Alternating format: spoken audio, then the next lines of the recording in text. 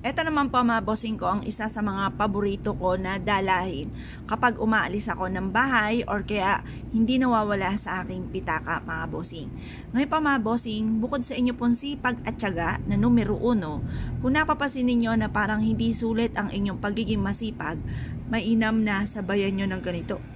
Ito po isa sa mga subok na napakaswerte mga bossing. Ngayon pa mga bossing, ang gagawin lamang po natin, pipili ka ng malusog, mabintog na bawang. Kailangan sariwan-sariwa po siya.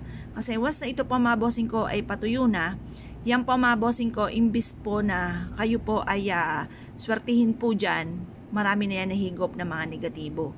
Kaya mas mainam mga bossing ko, kayo po ay maghanap na ng mga ganito na sariwang-sariwa.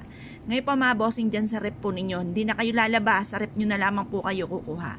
Ang gagawin nyo pa mga bossing ko, dito sa isang bawang natin na maliit, ilalagay po natin to mga bossing ko sa ati pong pitaka.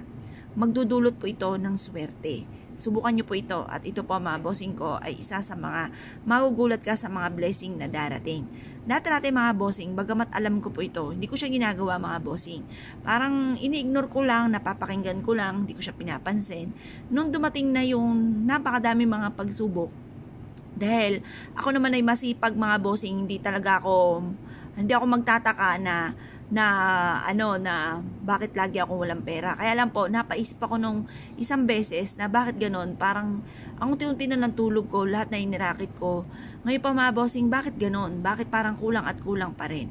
Ang ginawa ko pa mga bossing ko, dahil no choice na ako mga bossing, lubog na sa pagkakautang, ang dami-dami problema, away-away palagi. Kasi kapag marami kang problema mga bossing ko, lalo-lalo na tungkol sa pera, nagiging mainitin ang ulo nyo po niyan.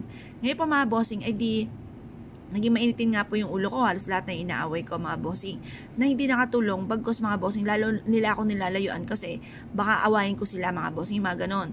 Ngayon pa mga bossing na hindi talaga magandaan na itulot, na nadulot po ng pagiging mainitin ng ulo. Tapos ginawa ko po ito mga bossing kasi no choice na po ako.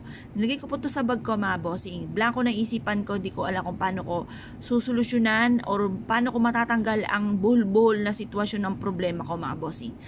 Ang ginawa ko nga po, nilagay ko po ito. Pagkatapos, bigla na lang po isang umaga, nakaisip ako ng gagawin ko. Tapos, minsan nakapaniginip din ako ng numero, yun, nakakatama din po tayo dyan.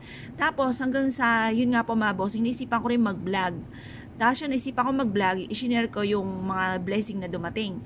Tapos, di ko rin po akalain na papatok nga po tayo mga bossing. Kasi, share ko lang yung mga pinaggagawa ko po noon, kung ano yung mga ginawa ko. Tapos, ang dami po mga blessing na dumating na nagsunod-sunod na hindi ko inaasahan. Dati, wala akong mga ganito mga bossing. Ngayon po, ang dami-dami ko ng vlog mga bossing na nakalimutan ko na yung password, yung email kong ginamit. Di ko na siya ma-open mga bossing. Talaga namang wala man lang nagsusubscribe sa amin, kundi kami lang 4 mga bossing ko, yung 2 kong anak at mister ko. Yun lang po mga bossing na nagsusubscribe sa akin.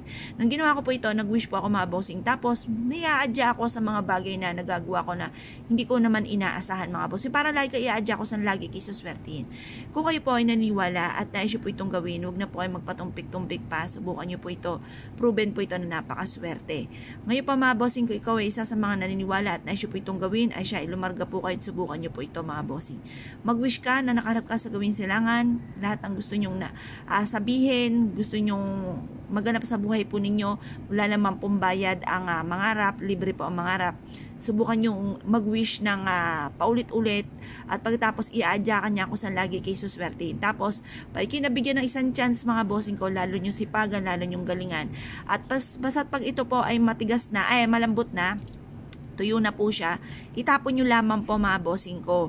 Ito po ay magdudulot sa inyo ng swerte. Kumbaga, itapon nyo lamang po ito, lalo na kapag po ito ay tuyo na dahil marami na siya nahigop na mga negatibo at sulit na po ang dulot nito sa inyong swerte mga bossing. Kaya kung kayo piniwala at naisyo po itong gawin, lumarga po kayo, subukan nyo po ito mga bossing.